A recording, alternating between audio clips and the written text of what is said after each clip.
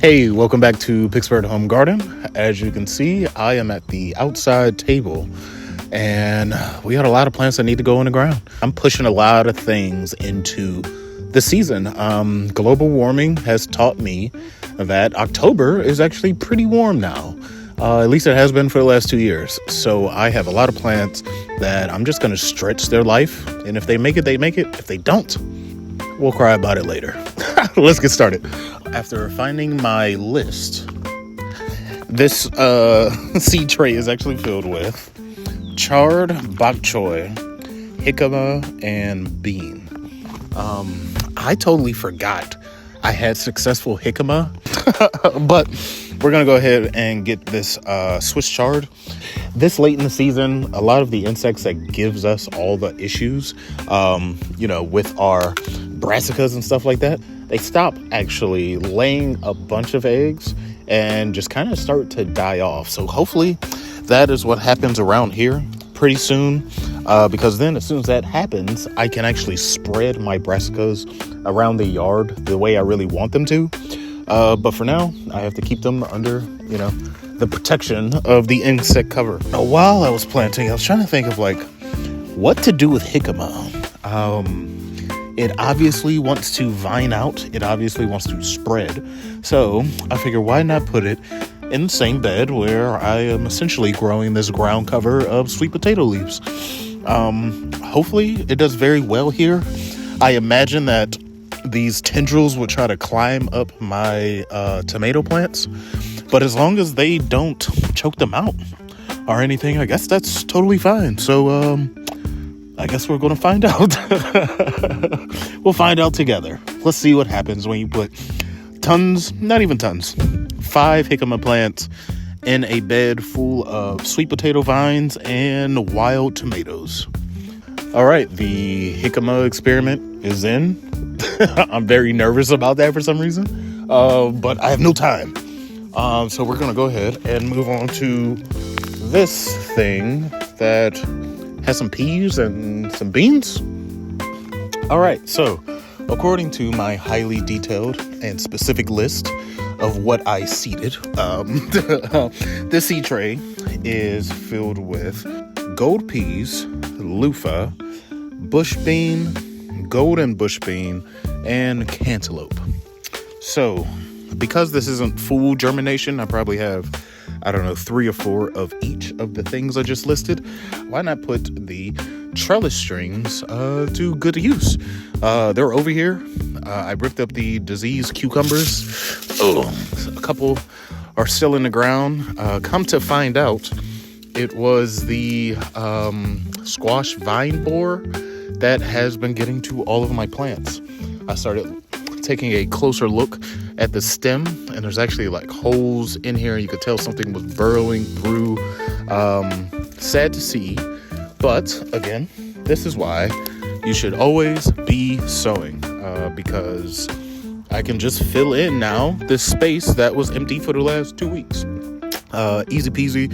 I got some other cucumbers that are coming out of the soil right now. I'm gonna go ahead and at least put all of my peas in here, maybe a couple beans, and I'll figure out what to do with the cantaloupe in just a minute. Here we are at my bed that was supposed to be filled with strawberry runners. I actually think I skipped this bed in the tour video just because it's a little desolate. I have a eggplant that's doing really well. I have a shishito and I have some okra, and underneath I have some ginger that seems to be doing all right. But other than that, there's really not much in here. So I figure, why not use this space and go ahead and put some bush beans in here. I think I am going to keep these beans a bit more pruned than the ones in my bean bed, just because this is a smaller bed and I certainly don't want to crowd out my eggplant or anything like that. But I don't see anywhere better in the yard to maybe put these. It's been 3 wonderful days of rain. We actually got some rain here, some long-standing storms that had saturated the soil. It was very nice. to take a little break from the garden. I feel like all around the neighborhood, everybody just sat out on their porch and they really just like took it in, the glorious rain. So there's been a lot of new growth. So we're going to go ahead and pick up. I'm going to start from the far side of the table. And I can tell already with no list, this is corn and a couple sunflowers. Sweet. Here we are back in the good old corn patch. So the you tell how sad I am. So the corn that got wrecked actually stood back up on its own. A couple of these I gave support to, but the rest, they have returned. But now that I'm looking at them, and with this being so late in the season and the, few cobs of corn that they actually had were so small, I just think these things might be spent. So I'm going to do what I believe is right, and rip some of these babies off the ground, clear up space. This is why I always be sowing. I'm going to clear some space, and I'm going to go ahead, and I have 15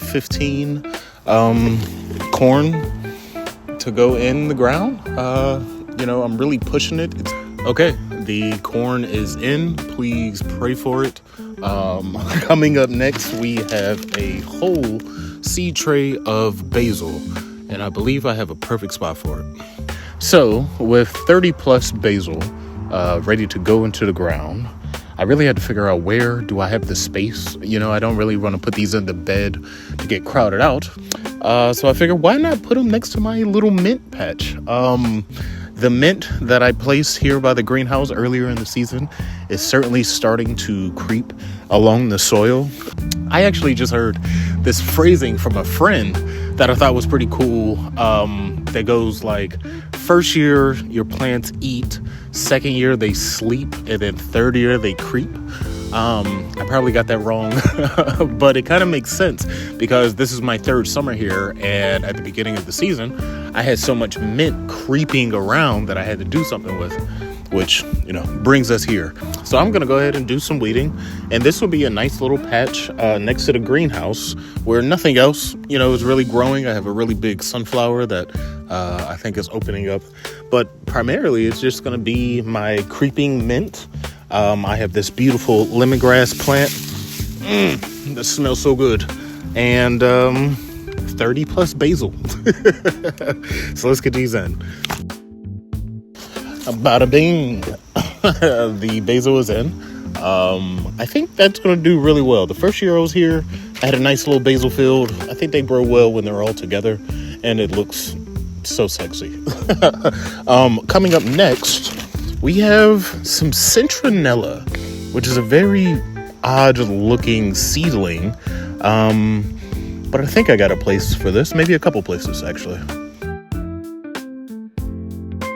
So I am not too sure on how those in-ground centella plants are going to do, just because that soil is very rough. Certainly should have expected it. For some reason I didn't. Good luck to those, but to guarantee success, I'm gonna go ahead and fill up a good amount of plastic pots for these centellas, because I want to hand them out, and I also want to be able to place them all around the yard during my fall fire months. We are coming up on fall, I'm sorry to say, but during those September, October, November months, I spend a lot of time out here in the garden, more of a relaxed style, instead of sweating my ass off. I'm actually very interested in finding out how they turn the plant into candles. This is what you buy, your centella candles for the mosquitoes. So maybe with these fully grown inside the pots, I'll do some experimentation, see if I can infuse some candles and make my own. Okay, we are knocking things out. You know what I'm saying? I am going to move on to some cucumber, maybe? I have to find that list.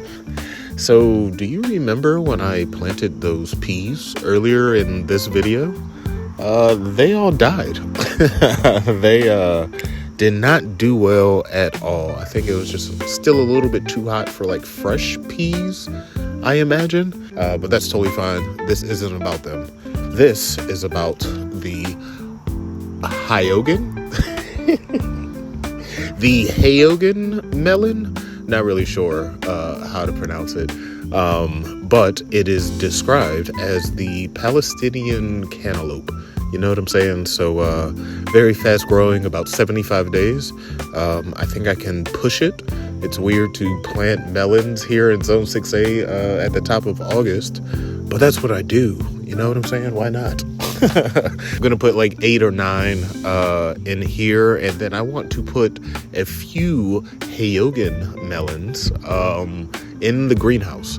I want to see how they do there, and of course, if I need to push them into winter, I have a much better chance of doing so inside the greenhouse, because I imagine I'll be wrapping that thing up come mid-November, you know. But yeah, I'm gonna go ahead and get these babies on the ground so we can move on and lose some sunlight.